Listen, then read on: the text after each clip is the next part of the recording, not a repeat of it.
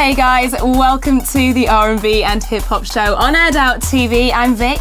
And I'm ID. And today we've got some hot topics to discuss, so let's get on with it. We're gonna break down homosexuality in hip hop, Dizzee Rascal getting his knickers in a twist, and MIA's new documentary, plus a lot more, so do not go anywhere anytime soon. If I was gay, I would think hip hop hates me. Have you read the YouTube comments lately?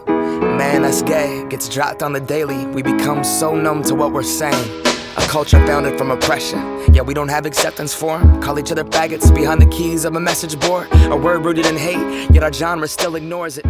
White rappers, you are guests in the house of hip hop. Keep it real with yourself. You know this is a black man's thing. Okay, we started this. I think he's shit. In one instance, he's right. You know, from his perspective, white artists are definitely a guest, and when it comes to the culture of Black America's musical arts. Flip side of, okay, yeah, we're guests. If you look at the roots of everything, you know, here's a house, or what he's saying we built as a people. We built this house, Black people. A few generations ago, it's been rented out. It's been renovated. It's been changed. It is now a different home.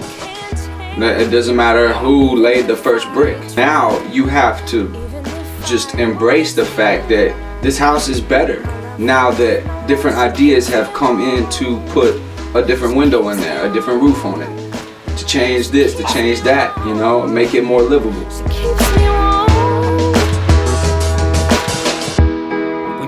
Now, you've probably heard Macklemore's Same Love, and most people would agree with the song's message, but it appears to have opened up a debate in the hip-hop world about the place of homosexuality.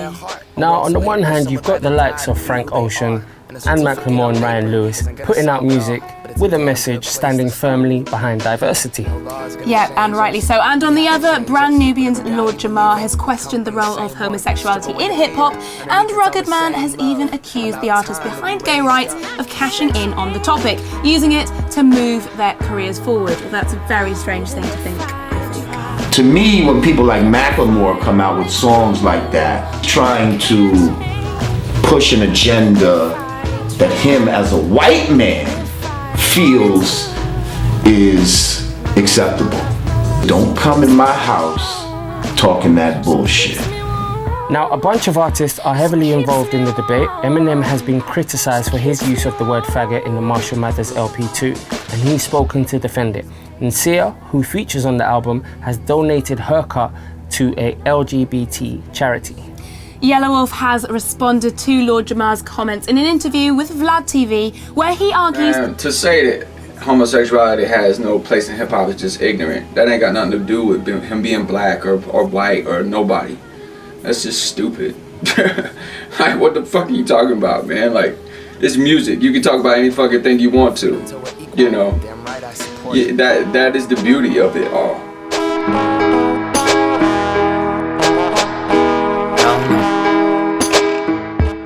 Now, this is all pretty heavy duty, but basically the conversation is taking place, which is exactly what Same Love was trying to start.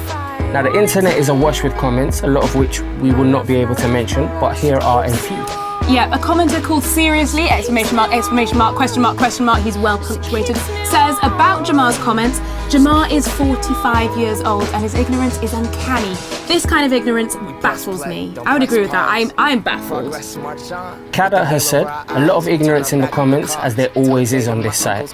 Lord Jamar is a dumbass. I don't listen to Yellow Wolf, but from the interviews, he seems like a decent guy. Ribeye Steak, nice name, says there are gay people in the Zulu Nation, DJ Jazzy Joyce being one, so unless Jamar wants to get fired from his position as doorman, he needs to keep his young, ignorant mouth shut before Macklemore gets that job and Jamar is banned from the house. Nice use of metaphors there. He said young, I thought he was 45. Yeah, it's all metaphorical, it's fine. Cool. Gerard McGarry said, wow, who says rap can't be poignant, intelligent and incisive? I haven't been following Macklemore's career to date, but this blew me away. Yeah, Macklemore is an incredible rapper. I have a lot of respect for him.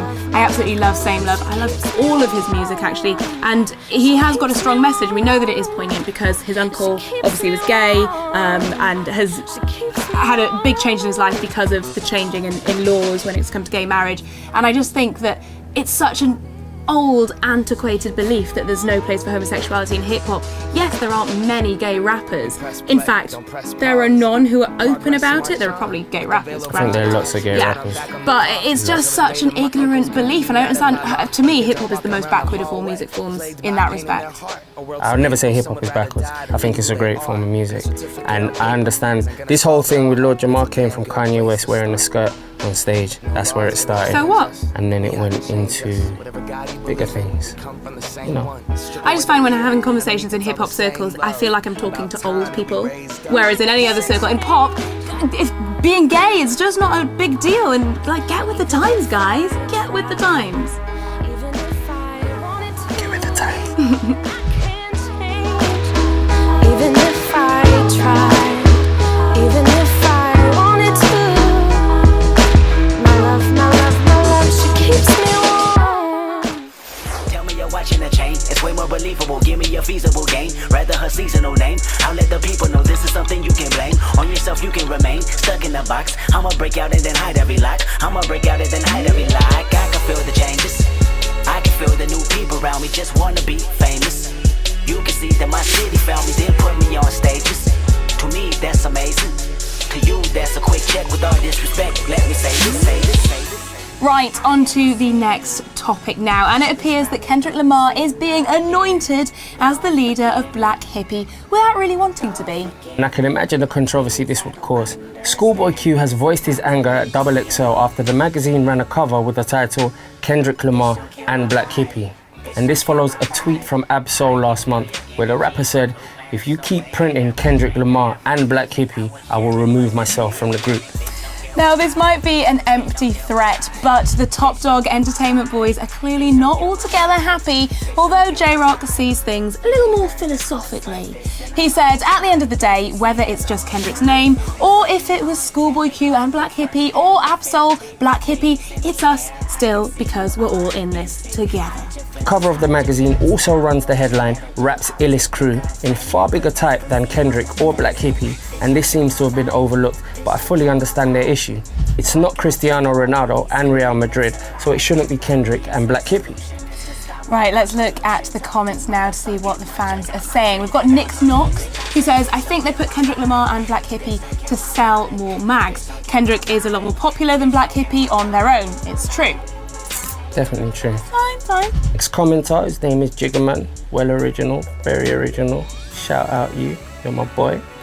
Has said, Kendrick was the first to blow and was the first to release an album that did very well and has crossed over into the mainstream. So of course they're gonna say Kendrick and Black Hippie. Yo, you getting free shoes?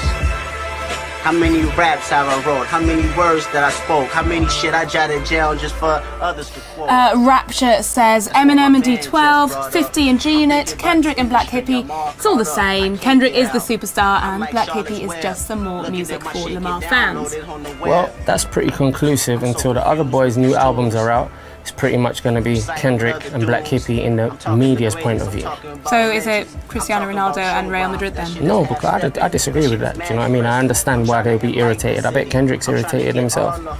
It's just like the show, isn't it? It's like Vick and... No. See, it's really ID and the other one. That's the name of this show, ID and the other one. I'm going to be tweeting that. Hashtag ID and the other one. See how far we can get it to go. Hashtag off.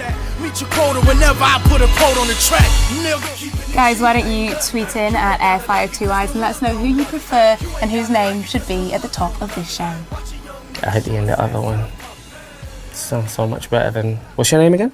I don't need no speed. No. I don't need no heroin. No, thanks. I don't want no coke. Not today. You can keep your ketamine. Yeah. I'm a baseline junkie. What? I'm a baseline junkie. Tell him again. I'm a baseline junkie. Tell him again. And I like it funky. What you doing? Now, Dizzee Rascal is an AiredOut favourite and a personal favourite and one of the most popular rappers in the UK. And recently, he has had a rather spectacular falling out with BBC Radio 1. Yeah, now Dizzee tweeted some explicit messages to the people over at the radio station, included whoever does Radio 1 playlist. Suck my... I'm tired of you suckers. He's so charming, isn't he? He's so lovely. Yeah. The rapper also had a go at the live lounge in his tirade, saying, why bother doing someone else's song so you can sell it on your T-comp? Now, the Boy in the Corner MC also later tweeted that going against Radio 1 might not be such a great idea. You think? You get me. Especially if the purpose of your barrage is to get them to play your tracks. But Dizzee has shown some serious cojones here and drawn attention to the difficulty that UK artists face getting radio airtime. Radio 1 have responded to the tweet, claiming to be disappointed and surprised, and mentioned the decade of support that they've given the artist, along with the fact they playlisted 3 singles of his latest album.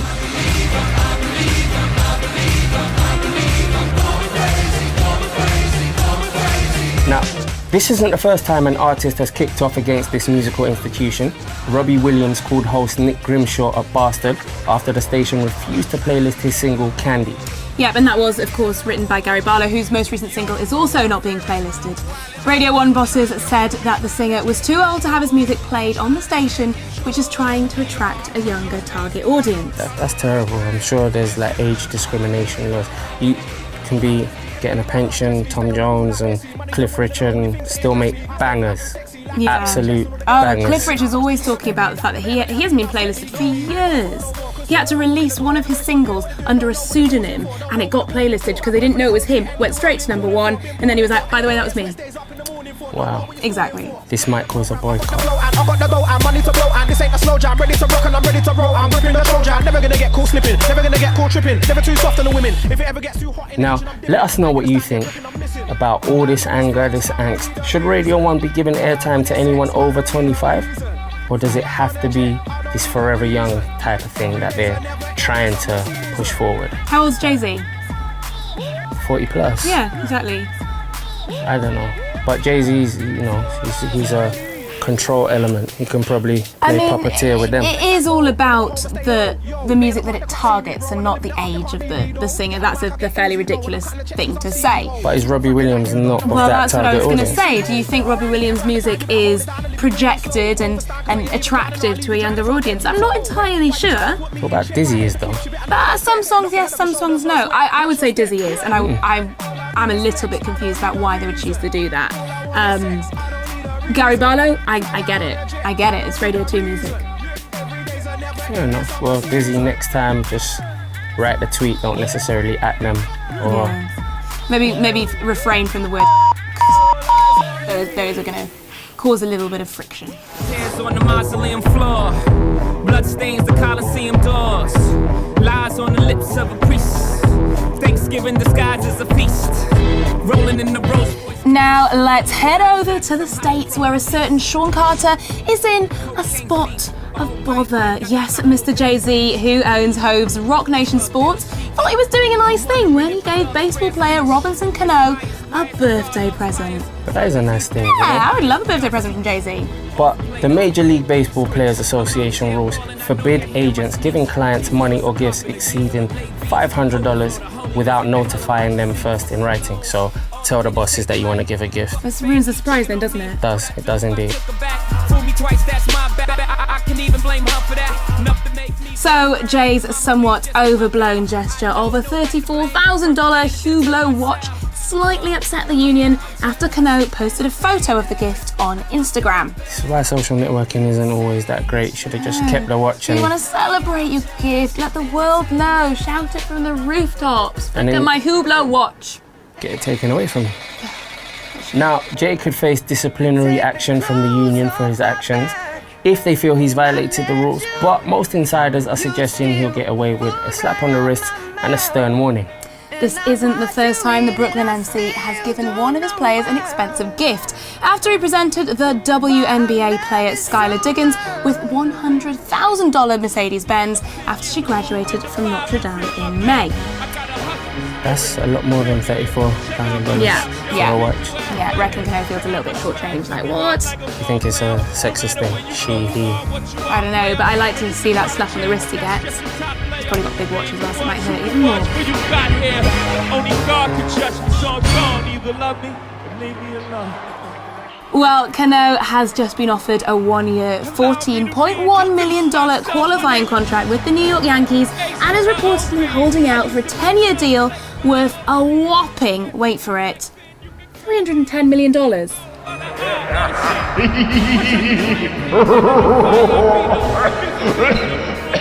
That's fair enough. $310 million is...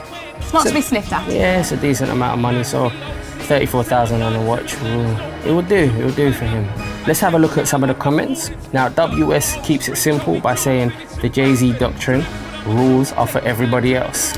Yeah, and Rob's wife seems to be thinking of Beyonce when she says the league didn't approve, his damn wife shouldn't have approved. I think he's talking about the car or the watch. Well, I don't know, giving a car to another lady is a little bit fair. I think it depends on your ratio. That's nothing, that's a drop in the ocean to him, you know?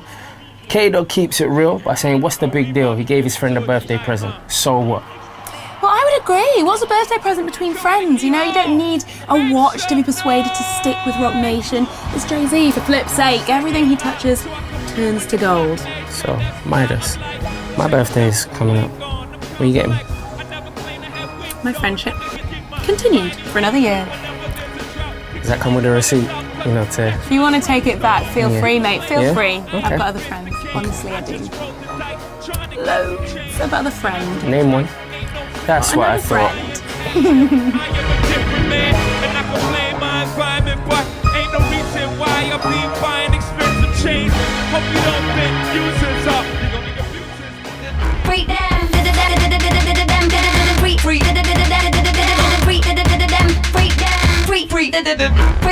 I'm so tangy, people call me my tangy. There's a word, bitches, I'm a... Now, last up on today's show, we're bringing you news that Rock Nation artist MIA is moving forward with work on her much-delayed documentary, as you may have seen previously on Aired Out. Yeah, the film will be cut from hours of exclusive, unseen footage shot by MIA and her closest friends. The project is the feature-length debut of Steve Loveridge, who has been a long-time collaborator with the Sri Lankan-born artist since they met at St Martin's Art College in London. It has the backing of the UK-based non-profit organisation BritDoc, which will co-produce the project, having already assisted with documentaries Hell and Back Again and the Sri Lankan Civil War movie No Fire Zone. Loveridge appeared to quit the project earlier this year after a trailer was leaked which featured Kanye, Diplo and Julian Assange, and he released an email conversation with Interscope Records, which he ended with, would rather die than work on this. But he's back on board with the project. MIA, one of the most provocative artists in recent memory. She's a pop star, but a controversial one. I think she incites terrorism. The stuff she was saying really annoyed the hell out of me. She feels this way about things, she has to express it. Don't want to be a politician, I just want to encourage people to be themselves and question shit. If you like being shocked and awed, check out this. The thing that's amazing about her, she's constantly trying to figure out who she is. Yes, I'm going to the Super Bowl. Now, MIA has personally taken to Twitter to suggest Kickstarter might be the best viable means to getting the documentary released, saying she's been blacklisted by normal channels. The issues surrounding the release will hopefully be sorted out because this lady has had one hell of a life. Her dad was part of the terrorist organisation, the Tamil Tigers. Her brother's been to prison and she's currently the subject of a legal battle with the NFL. I'm just going to put it out there, but her legal battle with the NFL is not a hard life. She just swore at a camera. That's no it. big deal. No big deal. Let's have a look at some of the comments to this story. Retro77 is saying, whichever way you slice it, the public appeal and therefore financial viability of a major documentary about MIA has to be questionable.